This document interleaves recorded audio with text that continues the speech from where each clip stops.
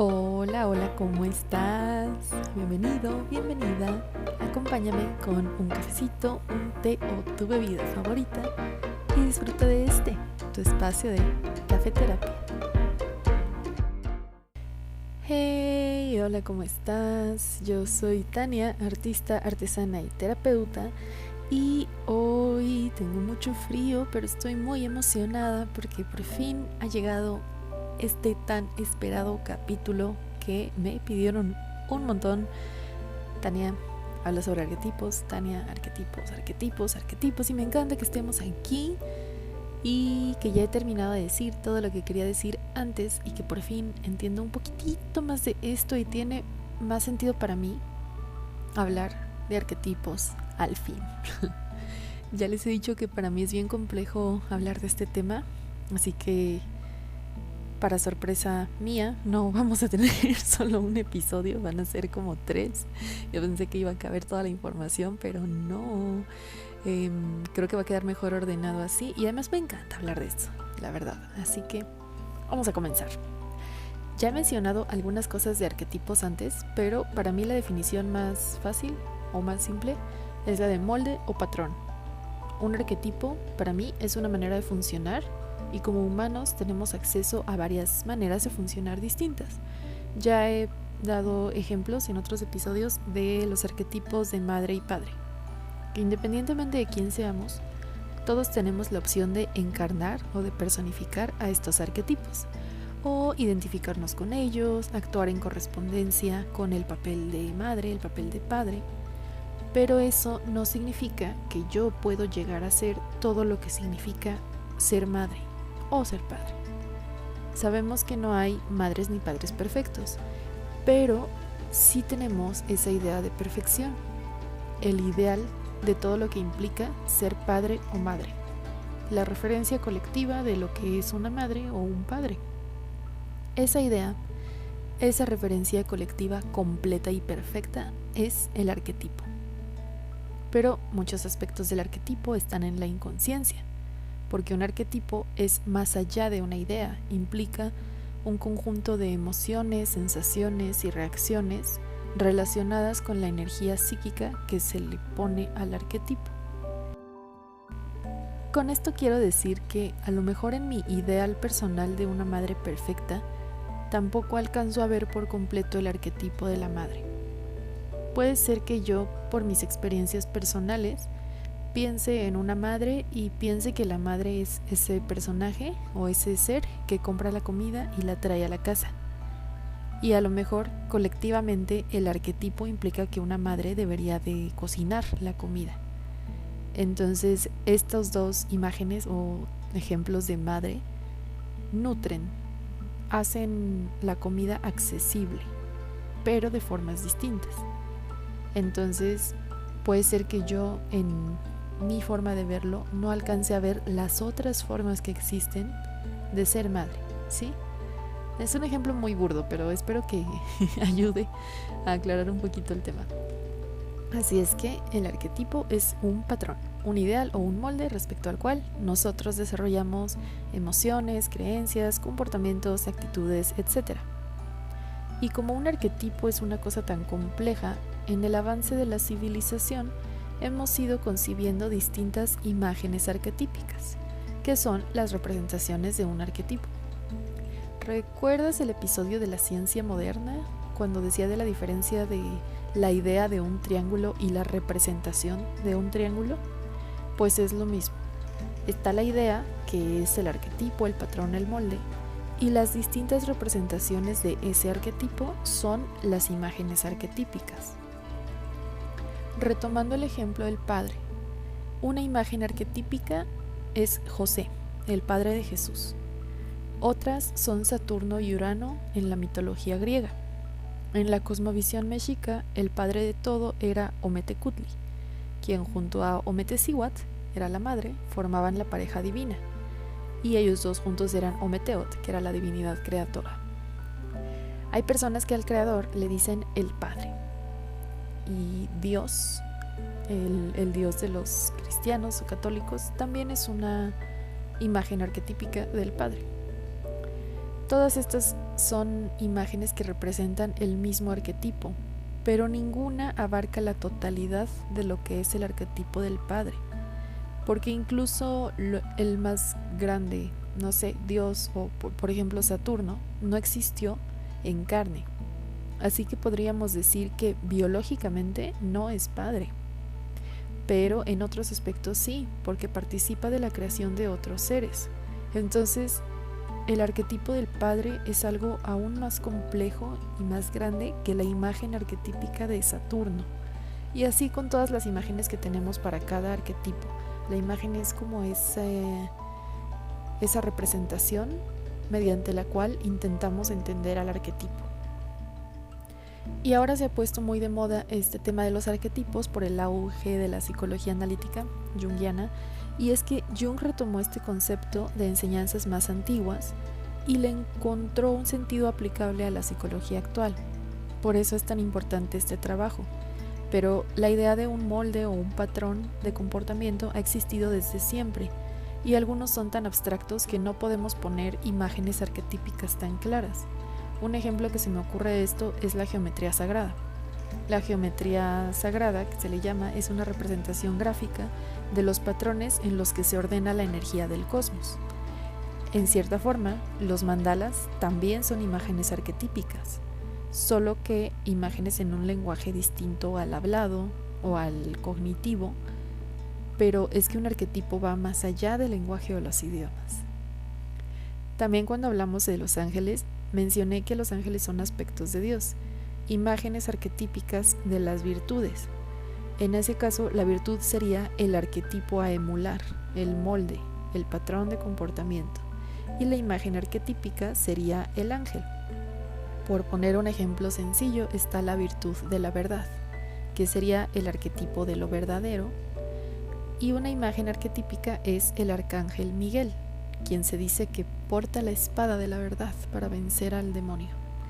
Y si se acuerdan del texto de Poimandres, se menciona a un ordenador, que es el patrón primordial de donde se derivan todos los otros patrones, que sería el primer arquetipo, por así decirlo, o el arquetipo primordial. Y es que un arquetipo puede contener a otro.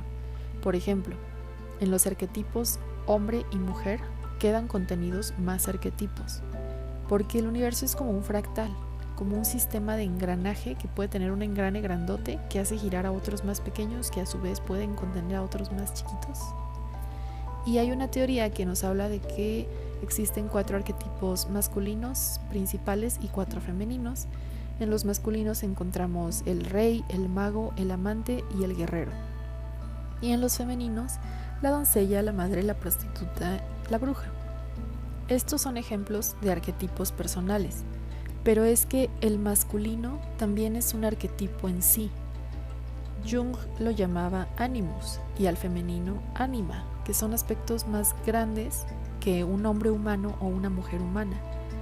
Estamos hablando del patrón energético de lo masculino y el patrón energético de lo femenino.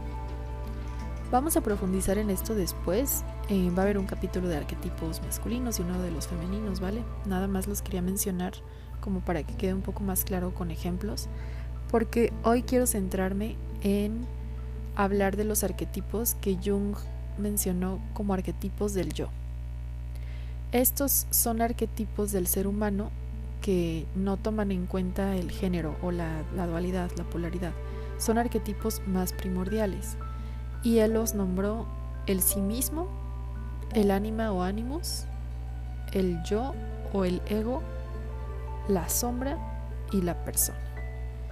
Y voy a intentar explicarlos desde mi perspectiva y mis ejemplos para tener una idea más clara de los arquetipos personales antes de continuar con todos los demás que ya se derivan del género.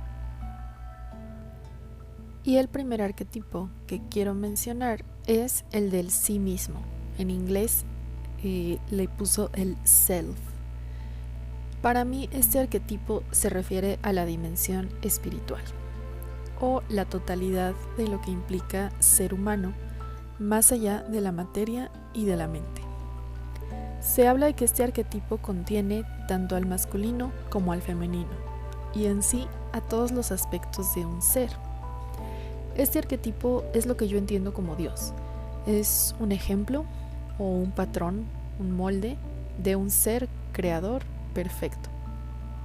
Y es como si los humanos fuéramos imágenes arquetípicas de este patrón energético. Cada uno de nosotros una imagen distinta de el ser principal o primordial. Ese sería el arquetipo primero, el primordial, el que contiene a todos los demás, el que se va fragmentando y con cada fragmentación crea un molde distinto y luego se polariza y actúa y es del verbo ser.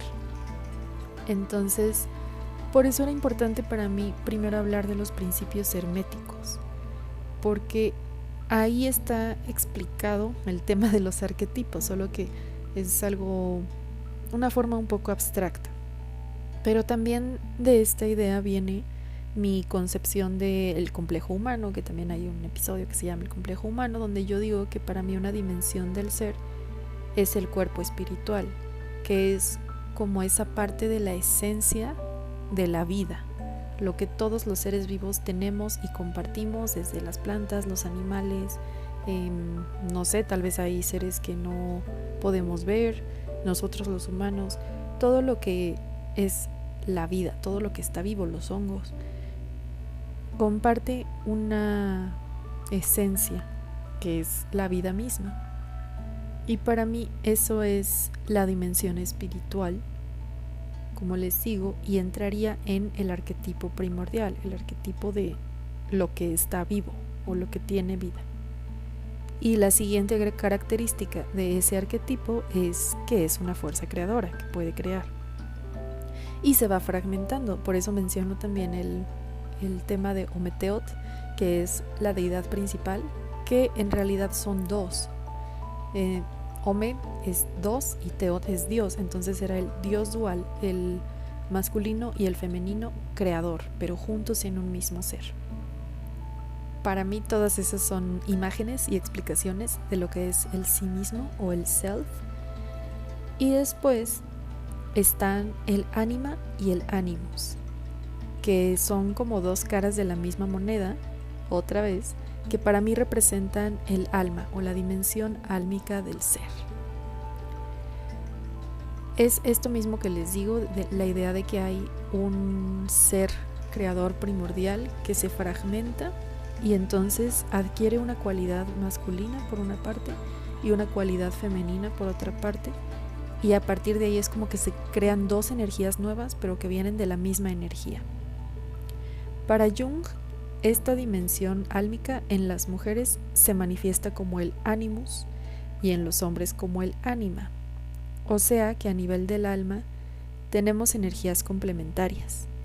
A mí me gusta esta teoría porque implica que psíquicamente somos seres completos, con patrones masculinos y femeninos, solo que uno está más en la conciencia y otro en la inconsciencia. Así que yo le digo alma a este arquetipo y tomo las palabras de Jung de que se puede manifestar como anima o animus, y según yo, según lo que entiendo, la teoría dice que si yo, Tania, soy un ser que me expreso como un ser femenino en la conciencia, en mi inconsciente está esa parte masculina. Entonces ahí está mi complementariedad como ser. Tengo mi parte femenina, mi parte masculina, y al revés, si hay un ser que se exprese como un ser más masculino, en su inconsciente tendrá a su parte complementaria femenina ahí que lo complementa. Somos seres completos, ¿sí? Entonces ese sería el siguiente arquetipo, el alma, que lo van a encontrar también como anima o animus si leen el trabajo de Jung, y es esta otra cualidad de la vida. Y después está el ego o el yo. Para mí este es el arquetipo de la individualidad. En el alma somos un ser completo, un ser con dualidad. Y luego en el ego somos un ser individual. A mí esto me gusta verlo como en la astrología, que dicen que cada quien nace con las estrellas en una posición precisa y exacta, dependiendo de la zona geográfica, de la hora y todas estas cosas. Y pues así, cada quien tiene su perspectiva sobre la vida y es prácticamente imposible que una perspectiva sea igual a otra. Así como no hay dos seres humanos completamente iguales, pues por esta cualidad de el yo o el ego, cada quien se manifiesta y se expresa en esta existencia como quiere, consciente o inconscientemente, pero el ego siempre está. Y ya que toqué el tema de la astrología, quiero mencionar que es otra forma de ver estos arquetipos. Cada uno de los signos zodiacales representan un patrón de comportamiento. Por eso dicen esto de que los Aries son así impulsivos, ¿no? Los Tauros son así aterrizados, los Géminis son así comunicativos.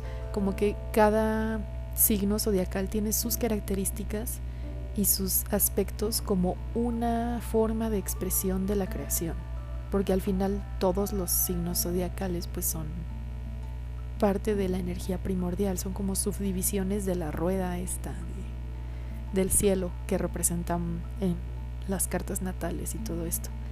Así que es otra forma de ver los arquetipos. Y el ego o el yo sería la individualidad, el individuo, lo que hace que cada quien tenga gustos diferentes y pues lo que les decía, eso de que no hay dos personas iguales, todos somos un ser individual con una experiencia individual dentro de nuestra complejidad dual. Ok, después está el arquetipo de persona y no quiero que haya confusiones. Aquí persona viene del griego, de lo que en griego significa máscara, la personalidad externa, por así decirlo, o esta forma en la que nos mostramos a los demás, las características con las que nos identificamos, nuestra forma de expresarnos. Digamos que el ego o el yo es quien somos como individuos y la persona es lo que mostramos hacia afuera, ¿sí? Es distinta al ego porque el ego como que contiene la personalidad, pero más allá de eso es el sentido de individualidad, lo que soy como individuo, lo muestre o no lo muestre. Contiene el arquetipo de el consciente y el inconsciente, que serían como la persona y la sombra. La persona es esa parte del ego o del yo que está en la conciencia, lo que sé que soy, las cosas con las que me identifico, lo que conozco de mí.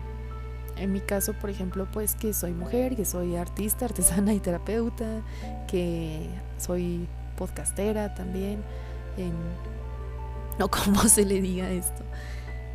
Muchas veces aquí en la personalidad está nuestra profesión o nuestra forma de demostrar nuestras habilidades en la vida, nuestros conocimientos, todas esas cosas con las que nos identificamos. Cuando nos dicen ¿quién eres? Lo que contestamos, ahí es donde suele verse la persona. Vemos que la persona contiene una parte del arquetipo del yo, pero es distinto. Espero no estar revolviendo demasiado y que quede clara la distinción. Es la personalidad. El ego es el ser y la persona es la personalidad. Y después, por último, en este capítulo, está la sombra. Tan de moda el tema de la sombra. Y este sería el complementario de la persona, todo lo que desconozco de mí, con lo que no me identifico, lo que no sé que soy o lo que no quiero ser. ¿Recuerdan la parte de que somos criaturas completas? Pues tenemos contenidos en la parte consciente y en la parte inconsciente. La sombra es lo que está en el inconsciente y yo lo entiendo así. Para mí la sombra y la persona o personalidad son lo que conforma al individuo o al ego o al yo.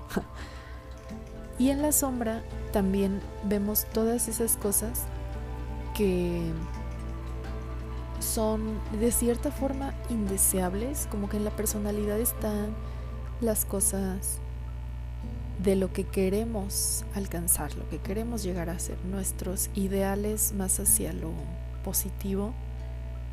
Y en la sombra muchas veces encontramos esas cosas que son lo contrario a nuestros ideales, lo más indeseable, lo que nos avergüenza o nos da miedo, que muchas veces nos avergüenza y nos da miedo porque no lo conocemos, ¿verdad? Sería lo desconocido. La sombra es como lo desconocido. Y esa parte que nos limita también. Por eso es importante conocerla, hacer el trabajo de sombra, como para llegar a balancear o a integrar o a aceptar la totalidad que somos estos seres completos con luz y sombra, con consciente e inconsciente, con masculino y femenino y todas estas cosas que abarcamos.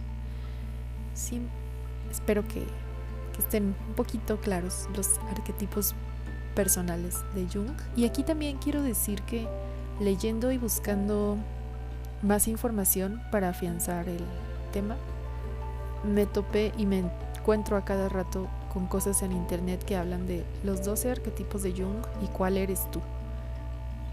Y para mí eso no es una información correcta, porque técnicamente somos una parte de todos los arquetipos. Más bien tenemos acceso a encarnar todos los arquetipos, absolutamente todos los que existen, porque somos una parte del todo, porque estamos contenidos en ese arquetipo primordial que es el todo, el self, el sí mismo, el ser, la vida. Entonces, no es como que podemos ser un arquetipo y dejar todos los demás fuera. Más bien, podemos tomar distintos aspectos de cada arquetipo según lo que necesitemos en cada momento de la vida. Si estamos pasando por una situación difícil, a lo mejor podemos encarnar o tomar estos aspectos del guerrero que nos lleven a salir adelante. Si estamos construyendo algo, haciendo un proyecto o pariendo un hijo, pues podemos tomar estas características de la madre que contiene, que cuida, que nutre. Pero no por tomar esas características significa que dejamos de ser lo demás.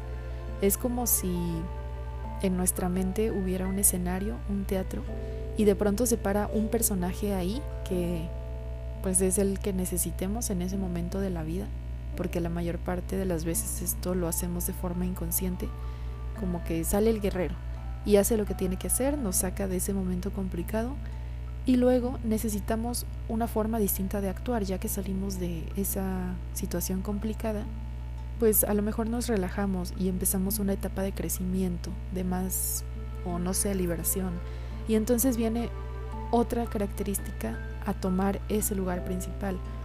Viene otro arquetipo, encarnamos a otro arquetipo, o tomamos los aspectos de un arquetipo distinto según nuestras necesidades.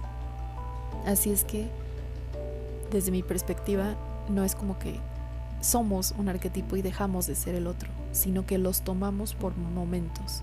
Por momentos yo tomo esta parte de este arquetipo y la expreso desde mi individualidad, y por momentos tomo otro y otro y otro y así.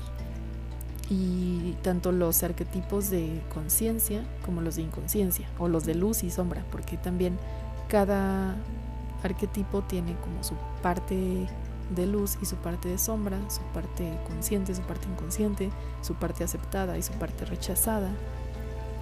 Es un tema para mí mucho más complejo de haz un test y ve cuál de estos 12 arquetipos eres. Que además, según yo, Jung jamás en su trabajo mencionó 12 arquetipos, no sé de dónde salen, pienso que puede tener relación con lo que les decía de la rueda del zodiaco, pero también pues no solo está el tema de Jung. A mí me parece un trabajo muy rescatable, pero ya les mencioné aquí distintas cosas. Por ejemplo, los dioses griegos también representan arquetipos. Bueno, todas las deidades de todas las cosmovisiones distintas eran formas de entender los distintos patrones de comportamiento del universo. Las matemáticas también son un lenguaje arquetípico, podríamos verlo así, porque el número 1 es una imagen arquetípica de eso primordial, de lo primero. El número 2 es una imagen arquetípica de la dualidad. Y así nos vamos con todos. En realidad, estas son formas en las que podemos intentar comprender desde nuestra mente humana la complejidad del universo que nos habita y en el que habitamos, porque somos parte de. Y bueno, yo espero que no esté muy revuelto esto. Con esto cierro nuestro espacio del día de hoy. Y creo que conocer a estos arquetipos o patrones que nos conforman nos sirve para entender mejor esto que les decía de cómo funcionamos, que hay distintas partes de nosotros y algunas son complementarias y algunas puede que se conflictúen, lo cual pues es muy probable. La verdad es que a cada rato es muy probable que encontremos contradicciones y paradojas en nuestra mente, y a veces pensamos que eso significa que hay algo mal o implica que hay algo raro con nosotros, pero en realidad así es como funcionamos. Somos más que un solo arquetipo o una sola forma de pensar, existir o funcionar. Somos la manifestación individual de la suma de un arquetipo primordial que contiene a otros, que a su vez contienen a otros, y así hasta el infinito, porque así se comporta el universo. Y por eso los sabios del pasado volteaban hacia el cielo, a las estrellas y también al inframundo. Reconocían que el ser humano tiene muchas dimensiones que tal vez nunca lleguemos a comprender del todo, y eso está bien. Lo importante es saber que existen, que están ahí y que somos más de lo que sabemos. Un abrazo muy grande, espero que te vaya muy bien y nos vemos a la que sigue. Bye.